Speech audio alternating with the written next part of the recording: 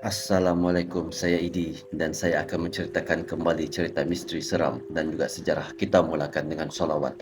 Allahumma salli ala Sayyidina Muhammad wa ala ali Sayyidina Muhammad kama sholaita ala Sayyidina Ibrahim wa ala ali Sayyidina Ibrahim wa barik ala Sayyidina Muhammad wa ala ali Sayyidina Muhammad kama barakta ala Sayyidina Ibrahim wa ala ali Sayyidina Ibrahim bil alamina innaka Hamidun Majid.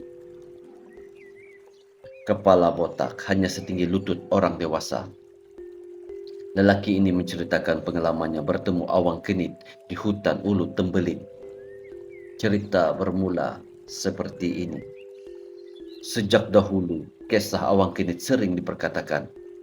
Tidak kurang juga ramai pengkaji cuba mencari kebenaran, adakah awang kenit ini benar-benar wujud ataupun orang kenit ini benar-benar ada di dalam dunia ini.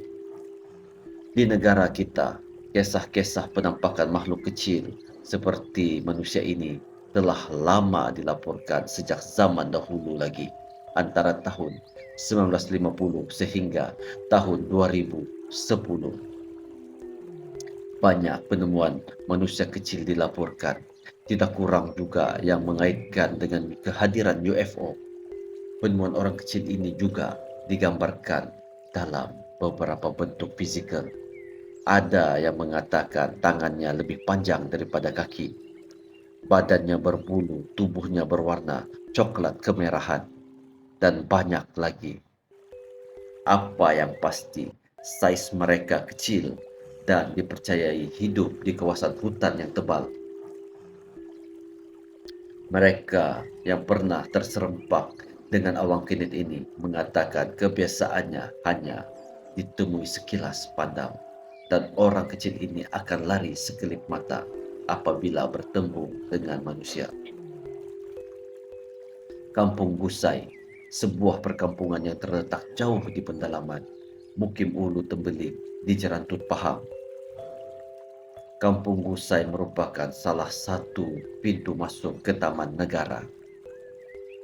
Salah seorang yang turut bersama-sama kami sepanjang di sana ialah Abang Zuki, lelaki berusia 50 tahun yang merupakan pemandu bot kami. Zuki yang juga merupakan penduduk asal Kampung Gusai menceritakan kepada kami tentang pengalamannya yang pernah bertembung dengan awang kenit di kawasan hutan Ulu Tembeling. Kejadian itu sekitar tahun 2012 atau 2013 seingat saya. Ketika itu saya bersama seorang lagi teman mudik ke hulu sungai untuk menjala ikan. Kawan saya berada di bahagian bawah dan saya di bagian atas, jauh sedikit darinya. Ketika saya mau menjaring ikan, ketika itulah saya mendengar suara orang sedang bercakap, cerita Zuki. Apabila mendengar suara itu, Zuki berasa aneh. Siapa pula yang berada di kawasan hutan tebal itu? Lalu dia pergi ke arah bunyi suara itu dan merasa heran bila melihat ada 3 orang manusia kecil di situ. Saiznya lebih kurang sama dan kepala mereka botak. Ketinggian mereka hanya setinggi lutut kita saja. Wajah seperti kita juga, macam manusia, dan ketiga-tiga ialah lelaki. Mereka tidak berbaju, hanya berseluar pendek. Saya tegur mereka dan bertanya, nak ke mana? Dan mereka pun menjawab, nak ke hilir. Lalu saya kata kepada mereka, kalau nak ke hilir, ikut arah sungai, kenapa ikut arah ke hutan? Tetapi mereka tidak peduli dan tetap berjalan masuk ke dalam hutan. Cerita Zuki lagi. Tambah Zuki ketika itu tidak pula dia merasa takut, walaupun itu kali pertama dia melihat orang kecil seperti itu. Cuma suara mereka ketika bercakap kedengaran seperti suara kanak-kanak. Tertarik dengan orang kecil itu membuatkan Zuki pun ikut sama menuruti dari belakang mengikuti jejak mereka. Saya tidak pula merasa takut ketika itu sebab mereka kecil, saya besar. Saya sebadan mereka seperti betis lelaki dewasa saja. Takkanlah mereka mampu untuk apa-apakan saya.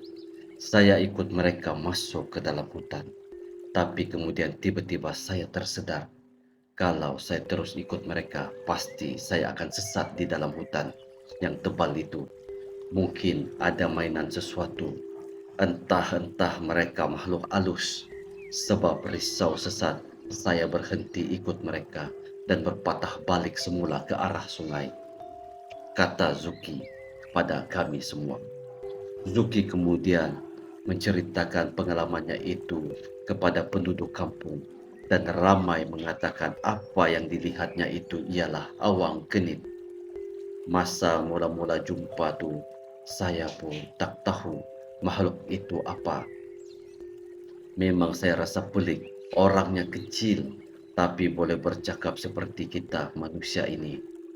Bila saya menceritakan pada orang kampung, ramai kata itu awang kenit. Tak tahulah betul ataupun tidak.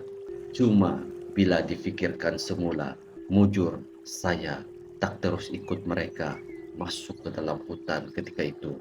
Jika tidak, tak tahulah apa yang akan terjadi.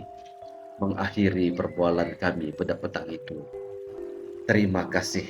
Cerita sampai di sini. Ada salah dan silap, saya minta maaf. Semoga hidup Anda tidak diselubungi misteri. Assalamualaikum warahmatullahi taala wabarakatuh. Terima kasih.